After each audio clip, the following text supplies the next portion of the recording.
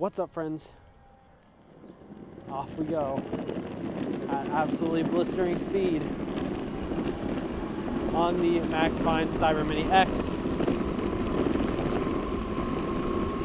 20 miles an hour, 23. Oh, and it's too scary to go any faster because there's a yield up ahead and I don't have enough brakes. All right, today we're out here on the Cyber Mini X and we're going to be doing a little bit of a riding review. The first part of this video is going to be on the board. The PSPEC and RBEM Score will be in the studio. So we're going to talk a little bit about my experience on this board and a couple of things I liked and a couple of things I didn't like. And then we'll analyze it in detail through the RBEM Score and whatnot. So before I start complaining about things, let's talk about the couple of things that I did like on this board. And while this isn't a 100-mile review, I've still ridden this board plenty to form these opinions, and I think anyone who rides this board will probably agree with me on these things. So, first thing that I actually like on this board is, ironically, the remote. Now, you would think that this remote is not particularly special, and you'd be correct, but I really like what they did with the shape of this thing. And it's the same remote, as far as I know, as the one on the Max 6 that I reviewed already. And it really just does the job. It has a screen on it, tells you the speed you're going, your current trip distance, your odometer, and it doesn't really have much else other than that. But a lot of people probably don't need much else. And for me, it's fine on a board like this, especially on a short board, because really I don't need to see all the amps and motor amps and temperatures, because this board is just going to work for, you know, the 14 miles of range that it has, and then it's going to be done. So I think the remote is pretty good. I like the throttle throw on this remote. It feels smooth. It's not super expensive feeling, but it does have a soft touch coating. And sometimes I'm not really a fan of soft touch coatings, but on this remote, it feels nice. It has a little metallic sparkle in the plastic, and I don't know, it does the job. Now, I was going through my list of, different things about boards and what I could like, and for this one, I didn't have a huge list, but I am a fan of these wheels, and they're a unique design that Maxfind has.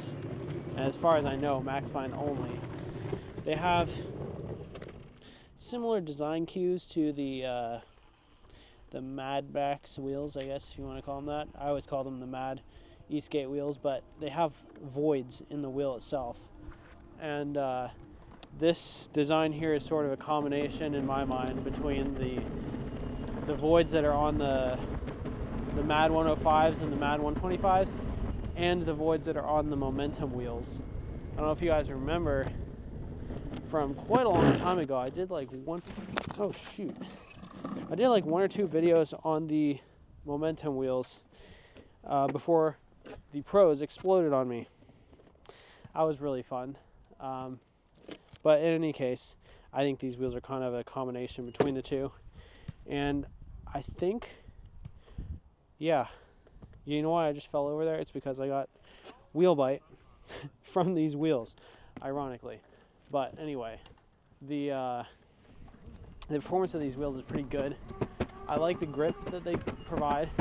They have a very slight tread pattern on them, which is not super common for urethane. And they just hook up really nice on asphalt and concrete. And that's all you can really ask for from a urethane wheel. They're definitely a little bit, I guess you can call them bigger than the Mad 105s, because they are technically 107, but they feel almost exactly the same in terms of height off the ground. The thing that is different, though, is the width and contact patch. It feels very different because these wheels have a sharp edge on the outside, and the voids are a little bit different. So they do a really good job overall. They absorb a decent bit of impact and vibration. They have good grip, and they feel very planted. They don't really have the railroading effect that I talked about before that the dad bod 105s have. So that's nice. And yeah, I'm just generally pretty happy with them. So those are two main things that I liked about this board. And the third one is sort of like a gimme because it's a hobby wing thing, but this board is very smooth. Braking is smooth. Acceleration is smooth. That doesn't mean there's a lot of it, but it is very smooth. And the only thing I would say that's not predictable about it is that for me, these brakes just feel a lot weaker than I would want them to be. So in that sense, it's a little unpredictable for me when I'm going like 25 miles an hour. I expect to slow down a certain amount. I hit the brakes on this board and we slow down a lot slower than I'm expecting. And that can be sort of disorienting. But acceleration is smooth and predictable. And while you don't have very much of it, you're not going to get accidentally thrown off. And there's no remote lag, which is something that I feel like I shouldn't have to mention, but especially in 2026. But the remote is responsive. The board goes when you tell it to go. And yeah, those are the three things I like about this board. Now, I could list out a huge amount of things that I don't really prefer on this board, but I'll just keep it to the more useful things for you guys. One, I am really not a fan of this deck. Now, maybe if the deck was actually as wide as Maxfind says it is, which they claim, believe it or not, that this is a 12-inch wide deck on their website. It's not. It's 9 inches wide. Maybe it would be more comfortable if it was that wide. But the fact of the matter is, this deck is quite skinny, especially where you actually stand. And obviously everyone's foot stance is going to be different. But generally, on a shortboard, your rear foot is probably going to fall pretty close to the rear truck. Your front foot is probably going to be close to the front. And for me, that ends up with space on both sides of the foot. The foot. There's space on both sides of my foot, on the front and the back. And what that ends up doing is putting a lot of stress into your calves. And when you're cornering and stuff, your toes want to like grip the edge, but it's not there. So during my range test, which I think you guys will have seen that video posted before this one, you'll note that I complained a good bit about how much my feet and legs hurt, and the deck is the number one reason for that. Additionally, while this is a unique deck, similar to the Maxfind Max 6, they use the same material, same composition. It's a PPS composite deck, which is plastic, if you didn't know. You can hear all the vibrations, rattling, road stuff, almost all of it makes its way into your feet. And the wheels do their best. They really try. And if it had smaller wheels, I think this would be way worse. But yeah, the deck is not flexible, but it also is flexible. Like, you can sort of flex the kicktail a little bit by standing on it. But it's not as sketchy as the Max 6 flex. Like, you can sort of see it flexing there, probably, in the 360 cam. But the center's not flexible, and you can really feel a lot of the vibration. So the deck is one thing that I'm not really a big fan of. The grip tape is another thing that I'm not a big fan of. I feel like it's a risk to go with the grip tape that has the selling point of not scraping up your clothes. And while I do agree this doesn't ruin your clothes, which is really nice, it just doesn't have enough grip, especially when you're on the kicktail back here. There's hardly any surface area to even grip on in the first place. And then you add this rubberized grip tape, and depending on what shoes you have, and if there's any moisture at all, it's just not grippy. It's just like standing on plastic. So I think they could definitely improve this board by replacing the grip tape. Of course, you yourself as the user can replace the grip tape, but I don't think that there's enough upside to shipping this with this grip tape versus regular grip tape when it's nowhere near as performant. All right, moving on to the next thing. This is kind of a subjective one, but to me, the weight to range ratio on this board is quite bad. And by going with this plastic deck, I don't know how much money they're saving, but one, on that note, the price does not reflect it. And two, you really suffer in the weight category because this board is not light. It's 25 pounds. And if you compare that on my chart later to other boards with similar batteries, it's actually heavier than them. And those are long boards. So you're losing the benefit of it being a longboard and having flex and more comfort, but still keeping the weight. And for me, that just really does not make a lot of sense. So if they were to redo this board, I think scrapping this composite deck would be a benefit. I don't know where else they're carrying this extra weight in this board, but 25 pounds is not light. It's nowhere close to the Ripple, which granted that's maybe a bad comparison because that's a much smaller battery. But it's close to the Meepo Envy, which is a full-fledged longboard with belt drive. So I don't really know what the excuse is there, but it doesn't really stack up. And the battery is large, 415 watt hours, but for the range you get, which is 14.3 miles, you're not like having a big payoff there for carrying that extra weight. You might as well just get a longboard at that point. The only benefit here is that it is slightly more portable because of its length and other dimensions, but I mean, it's not that short either. It's still 30, I think it's 32 inches. We're gonna look at that in a second, but I don't know, man. It's a tough sell for me. And then add on top of that that you might get wheel bite while you're turning, as I've done twice on video now, which is kind of hilarious. I don't know how I forgot that, but yeah, that's the second point. Weight to range ratio, not quite there. And the third point is unfortunately another big functional one. These trucks are supposed to be, I think they're forged trucks, and I think they're 11 inches wide. They're RKP at, I think, 45 degrees. They're stacked up on a bunch of riser, both built into the deck and underneath in the form of plastic and rubber. And they have 98A bushings, which, if you know bushings, that's very hard. And you can definitely feel it when you go to turn. These are pretty close to the stock stiffness, I think. I don't think I really had to adjust them much. And they turn okay, but they don't turn like nice bushings. And that in turn with the RKP plus the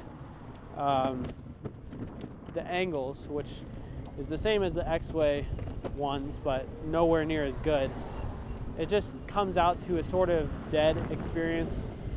It's not nimble, and it's not ultra stable either. You're kind of at like this weird middle ground between the two. So trucks are definitely something they can improve on. You can improve them yourself if you buy this board and just get some riptide bushings and toss them in there. But I think they have some work to do in terms of their truck setup here. It's just,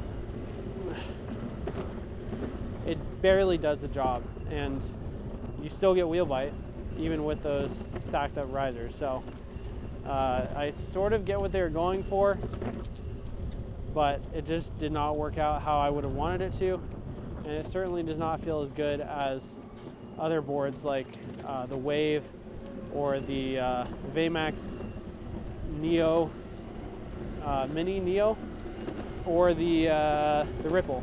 The Ripple is much more responsive and still is able to get to his top speed, which on that note, this thing can't get to his top speed. The max that I've gone on it is about 27. I saw some other videos claiming that they got up to about 31. The max speed that they call out is 37, which is just not happening. I don't think that's even physically possible with the amount of watts that are in this board, but that's what they have listed. So there's definitely a little bit of funkiness going on in their specs and their listed information on their website, but you know, it's kind of to be expected from a lot of companies at this point. In any case, those are the three main things that I'm not a big fan of on this board. That being said, it's really not that unpleasant to ride until you get past about like mile 5. And we're about 2.7 miles right now. And my legs are starting to feel it already. My calves are hurting a bit.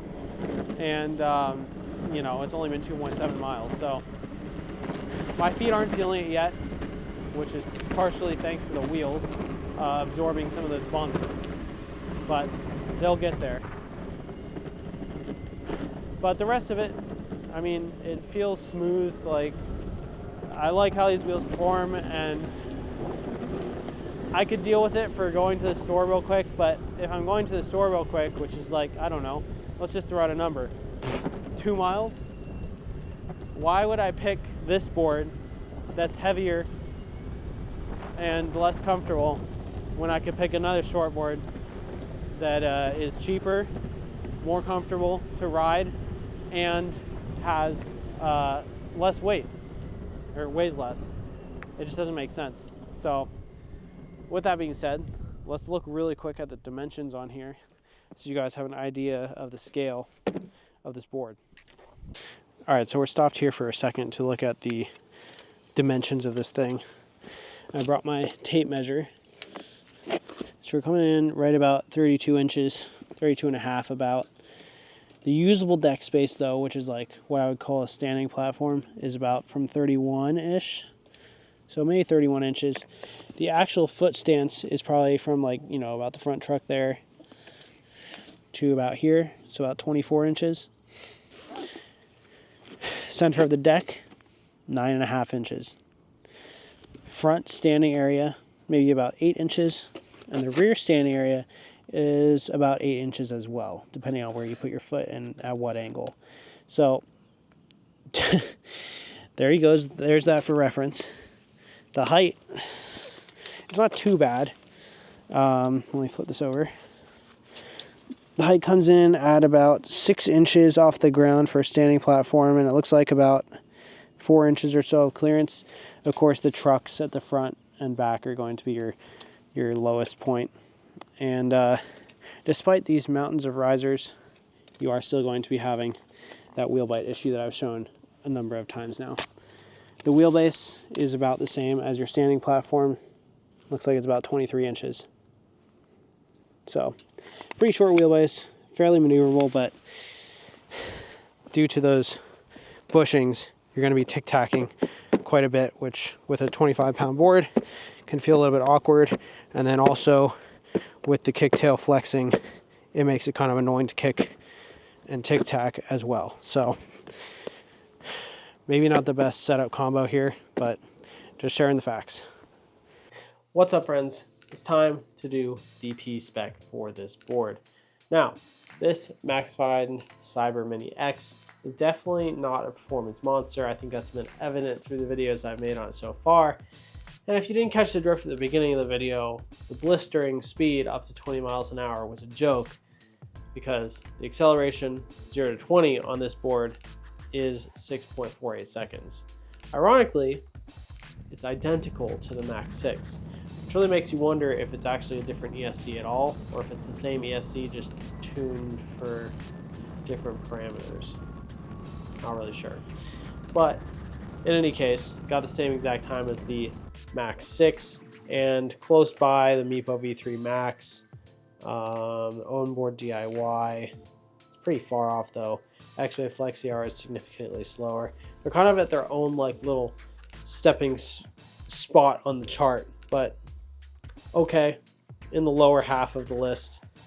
The other acceleration test is the 100-meter sprint, and in the 100-meter sprint it is in 4th to last place at 13.03 seconds.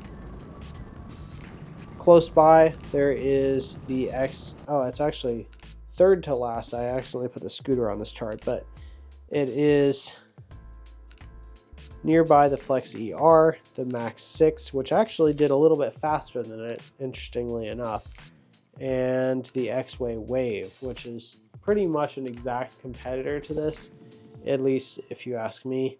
But it's definitely one of the slowest boards I've ever tested, which is kind of crazy because I've tested quite a few boards at this point. And for the price point, I was kind of hoping it would do a little bit better, but it is what it is. Next up, top speed.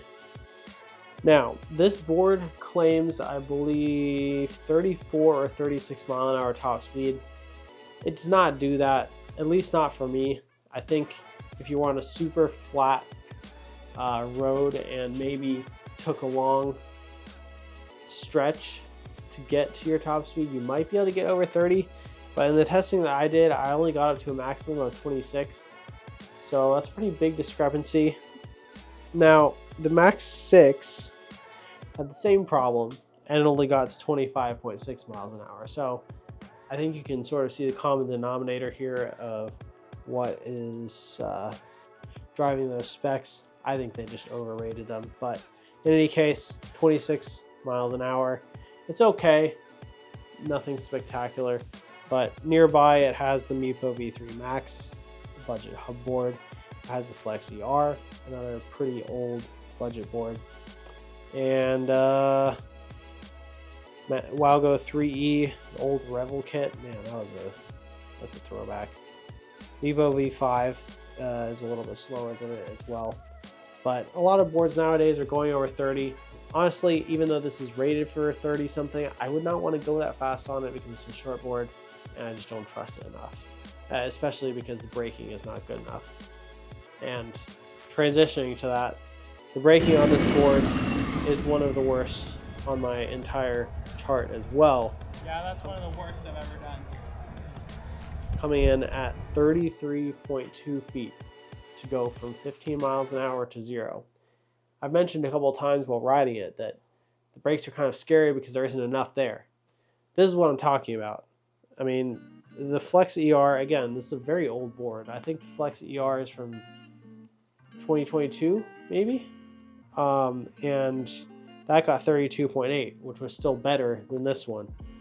And keep in mind, this is the best distance.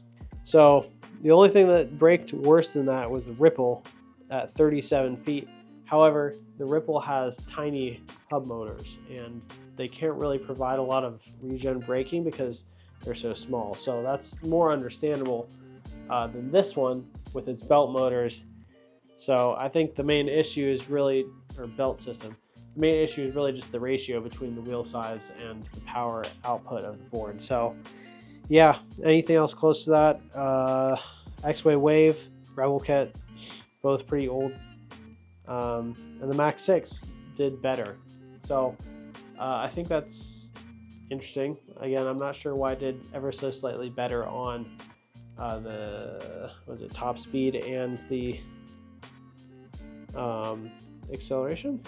Yeah, so it had the same acceleration as the Max 6 and a slightly better top speed, but braking significantly worse. The Max 6 is right in there with the Meepo V3 Max. The X1 Max Hub, Wowgo 3E, those are all pretty close to each other. But this is a standout. Very interesting. We've got one more spec for the PSPEC score. Actually two, but one more hard spec, the stall torque. Now, this one is, again, almost exactly the same as the Max 6 at 13.10 Newton meters, where the Max 6 was 12.43. Pretty close to each other. They're also really close to the V3 Max again. Seems like they're both sort of in that competitive performance area as the Meepo V3 Max, which is a hub board. And the Defiant 1. The Defiant 1 is a weird outlier here because it had a really bad gear ratio of 2.2.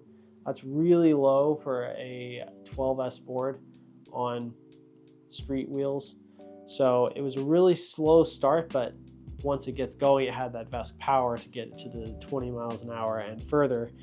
If we go back and look at the 0 to 20 for the Defiant, it's a lot better, coming in at 3.52 versus 6.48 on this board. So despite the torque being right next to the Maxfind board, it's not really equivalent, which is why you have to use these all together. But yeah, we came in, I'm not going to count this, is slightly below the middle of the pack in stall torque. So it's interesting that this is kind of in the middle on the stall torque, but it's in the low half on some of the other things. It doesn't feel very well balanced to me. Now, the final thing in the PSPEC is board range. I did already do a range test on this. You can check out the video up in the iCard, but it got 14.3 miles, which is okay. It's honestly not the worst. It does have a bigger battery than the Max 6, and the Max 6 really did not do very well at only 11.05. And good news, this one did not conk out and die when it got to the end of its range. It petered out and sort of slowed down and stopped like a normal board would. So overall, pretty average performance, slightly below average performance, but all of that comes together to make a PSPEC of 28.1 with a 7.69 0 to 20. Wait, what?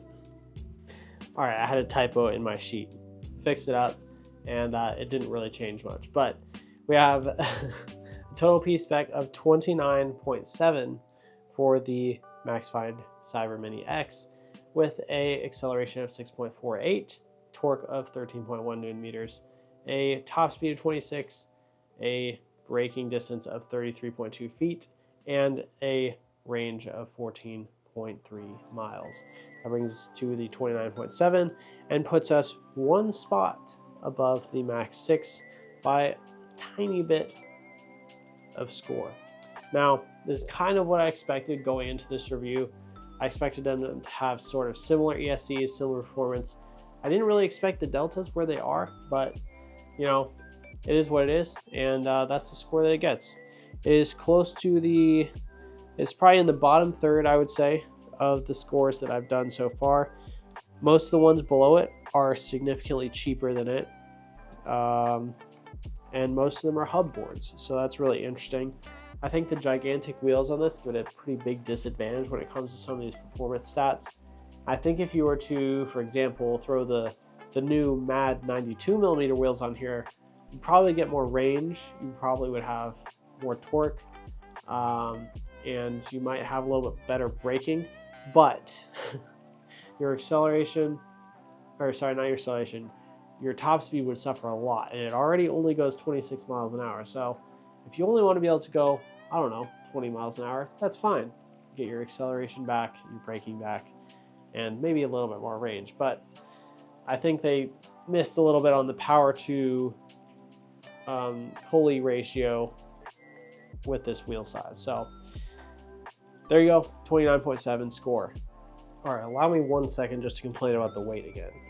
I was putting together a list and sorting it by weight of all the boards that I've reviewed, and this board comes in 7th place. Now, it looks like I've reviewed around 20 something boards. The fact that a short board is that high on the list is crazy to me. And the next one on the list up from there is the Defiant 1, which had a 12S 4P battery and a huge deck. And then above that is the Atlas Pro, Meepo MLR. You can see it on screen, but the difference between the Cyber Mini X and all of the rest of the boards is like a couple of pounds. The only thing that's close is the 14S 2P Paragon, which is a long board. You get what I'm saying? It seems unreasonably heavy. And like I said earlier in the video, it just doesn't make sense for me to take something like this when I can take a long board that's barely less portable for the same weight. Very strange. Alright, it's time for the final bit of this video. I'm going to try to keep this a little bit quicker since we've already talked so much this video, but this is the RBEM Score part, and this is sort of the subjective score of this board. And if you've been listening, you probably know where this is going. So I'll give you a spoiler right at the beginning here. It is currently 4th from the bottom on the list of all of the boards that I reviewed. So, to that end, let's go through the specs. Build quality. First off, 6 out of 10. Honestly, it's 1 point above this Max 6 purely because it doesn't feel like it's going to break if you step on it too hard. The Max 6 had a weirdly flexy deck where if you bounced inside of the trucks at all, it just felt like it was going to bend in half and break. And I couldn't shake that feeling.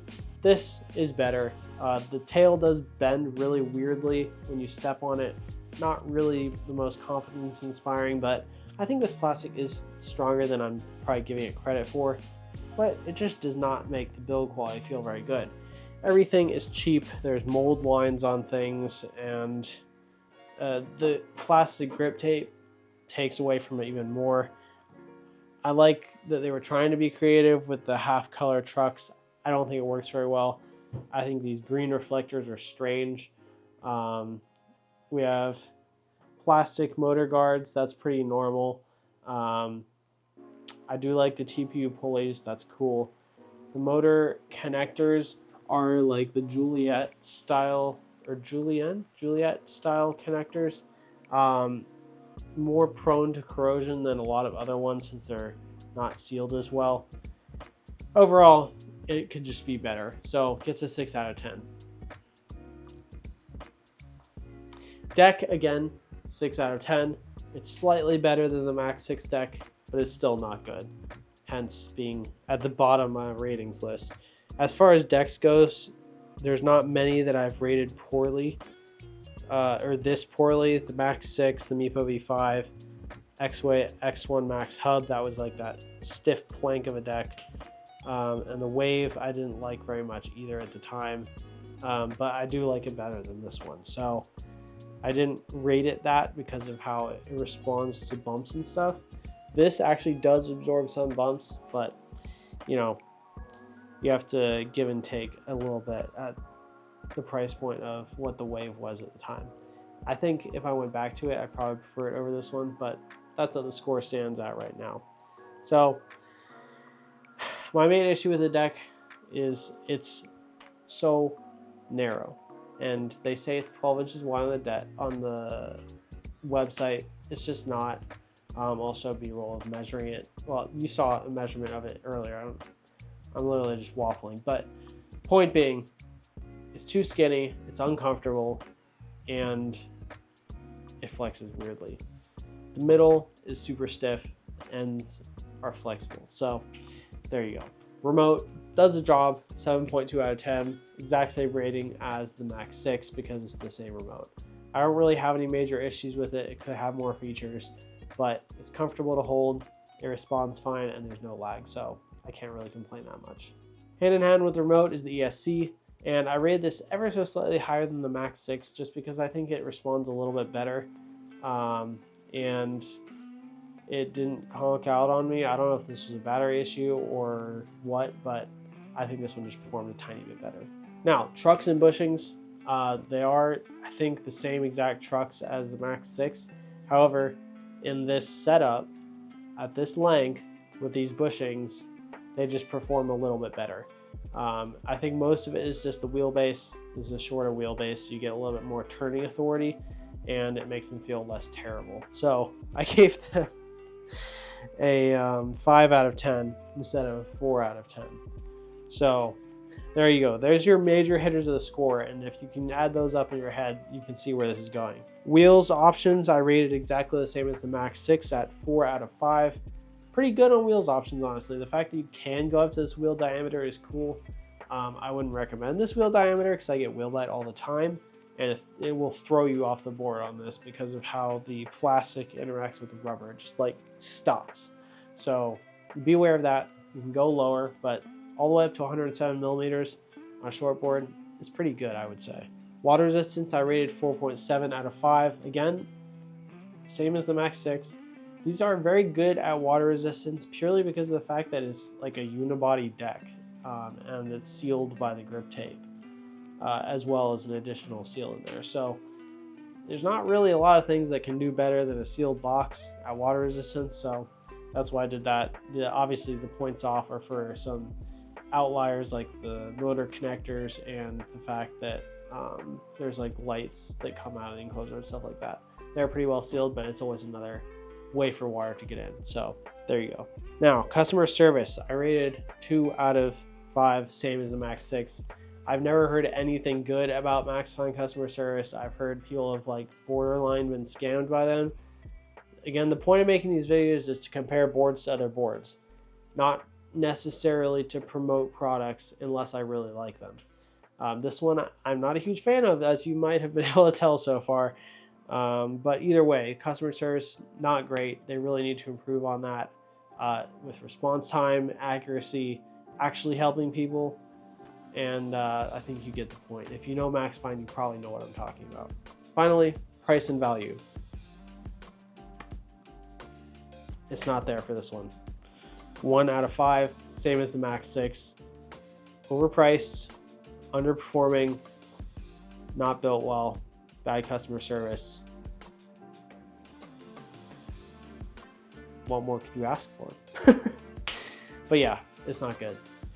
The price of this board is insanely high at $830. I honestly can't believe that they're selling it for that much money. I don't know what they think costs that much in here compared to other companies, or if they're just taking an insane profit margin, but there's nothing unique here, in my opinion, that you would want for it to cost $830. Now, consequently, they have dropped the price of the Max 6, which is like a previous gen now, down to $549. I think it was $599 before or something. That's still overpriced, but this $830, are we seeing the same thing here? Like, I don't get it. Anyway, total score for the Maxfind Cyber Mini X is 42.6. Now, this is slightly higher than the Max 6, so they made some improvement, which means maybe the Max, what is it called? The new Cyber Max? I think it's just Cyber Max. Maybe that's a little bit better than the Max 6, but this one is also just a tiny bit better, and we've already gone through why, but it's 4th from the bottom on our list, down with the Max 6, the X-Way Ripple, and the Meepo V5. You know, ironically, the X-Way Ripple, it feels terrible to have it all the way down there because it's really not on the same level. It's just not quite there with its performance, water resistance. It's just a cheaply made board, and honestly, that's fine, and I still use it all the time. So this scoring is useful to me to compare boards together, but don't take it as like the word of truth. Listen to what I've said through the whole review, and that is what I mean. But overall, this board is kind of a stinker, so sorry, Maxfind. Alright, so we've talked a lot about the Cyber Mini X, and most of it has been fairly negative. That's just how it is. It's just not that good of a board, and I know Maxfind probably has some expectation of what they want people to say when they get a board. I told them there was no guarantee for a positive review. They sent me the board anyway, so here we are. So props to them for at least sending the board to someone who might not necessarily like it. Hopefully I can get this to somebody else who will like it, but it's not the right board for me.